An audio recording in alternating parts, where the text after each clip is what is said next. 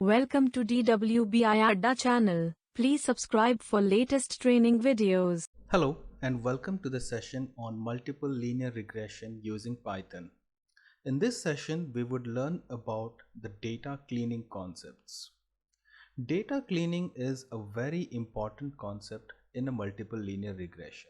It's not only for multiple linear regression, it's an important concept for any prediction model. As the saying goes, bad data leads to bad models.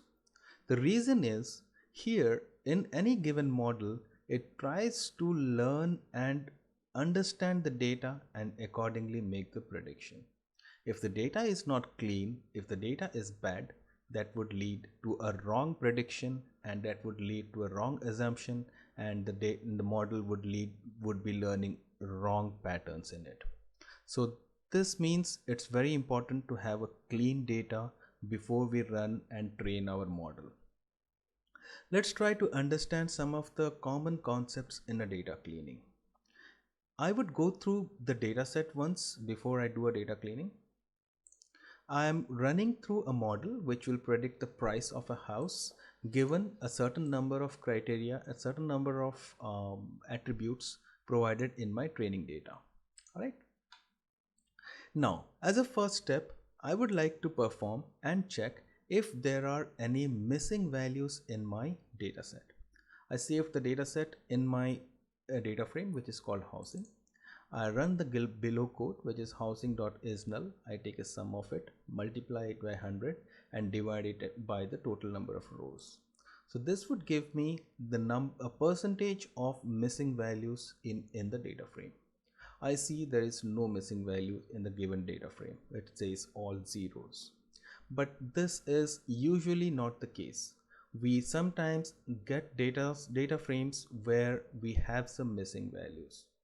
Now, missing value imputation itself is a very important concept. There are many ways in which we can replace the values which are missing in a data frame. Let's try to understand a few of them. I have prepared another dataset which has some missing values. Let's try to understand what this dataset is about.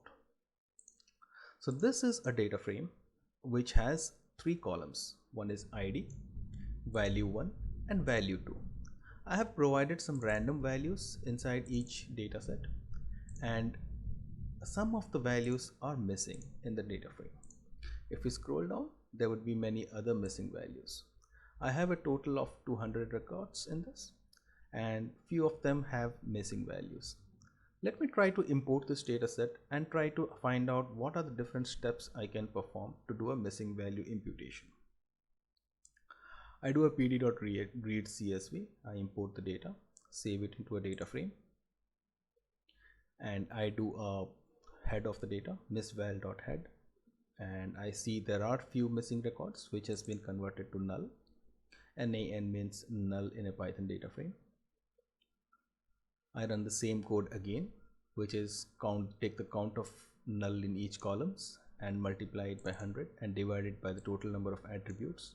This gives me the percentage of the null missing values. I see there are 1.2% of the records missing, and here close to 1.5% of the records are missing. Now, the method that I am trying to implement right now is to replace a missing value with the mean of the entire column. There are many ways, but let's try to understand this method first. I have a good package in Python which is simple imputer. I can use this, which will replace the missing values with the mean. I create an object of ip_mean with a simple imputer, and the strategy is provided is mean over here. I can provide other strategies as well. I can provide a median, I can provide a mode, I can provide other strategies as well. I do a ip_mean.fit and I pass the data frame which is there, which has the missing values, and I do a train df and I save the train df and I do an ip_mean.transform, and the missing values is what I pass in this method, and the strategy is I have already defined as mean. Now this particular line of code will replace all the missing values with the mean of the provided column. I try to find the missing values over here again, and I see there is 0% of the missing values. Let's try to see what is the value with which it has replaced the missing values. I do a impute train underscore df dot head, and this gives me no missing values. I believe the number 7 row was the one which was missing, and I can see it has replaced it with the mean value of it. And I see the number 16 which was again missing, and it has again replaced it with the mean. Now this is one of the ways to handle a missing value, but this might not be helpful always. We need to have a good understanding of the data. We need to have a good understanding of the domain of the data, which kind of data it is, before implementing this. In some cases, it might not be useful. For example, let's say I capture the data of a car in a driving mode. It has the columns like the speed, the gear in which it is moving, the time at which it was moving, and the average speed and the distance it has traveled. There are many data. Let's say we have another column which is the speed of it, and it has some missing values. If I take the mean of it, it might not be the right way to do it. The reason being, I might not be moving in the same speed in a fifth gear as I am moving in the first gear. I cannot have a speed of maybe 50 km per hour in first gear, and I cannot have a data of 10 km per hour in the fifth gear. That would be a wrong imputation. So I might want to group the data based on the gear, and then might want to replace it with the mean of it for each group. The idea is the mean might not be the right way every time. There are many methods to do it, and taking the mean is one of them. At times when we have data which is missing and the number of records is very few, we sometimes prefer to drop those records because that will not impact my prediction model. So missing data finding is one of the ways to clean the data. Another common ways that we should always take care is about the date time. At times we have data which talks about a time. It might be in a string. So we might have to convert them into a date time object so that we can use the different aspects of the date time object. Here are a few examples which I have tried to show here. So this is a string which has the date format in the month of in the format of month, date, year, and a timestamp. I use the inbuilt method of datetime.striptime, and I pass the same string, and I provide the format in which the date is already in my given string. %m denotes the month, this denotes the day, and similarly. And once I pass the string and through this method, and I get the object, I get the date as deciphered by this. This gives me the timestamp. I can do a similar thing where I can extract only the date. I can give the date format over here, and I can add this date over here, and this will throw me only the date out of it. Not only that, I can do the same thing for the timestamp also. This will give me only the timestamp. So apart from this, there is one more common way in which we do a data cleaning. The other one is the outlier determination. What is an outlier? Outlier is something which has a value which is considerably higher than the values of the same attribute. For example, I have an attribute which talks about the salary of the employees. So let's say I have the average salary as 50,000 rupees per month. So I will have data in and around mostly 50,000, something which is 20,000, 30,000, 35,000. I'm good with that. But let's say I have the data of the CEO of the company along with the employees.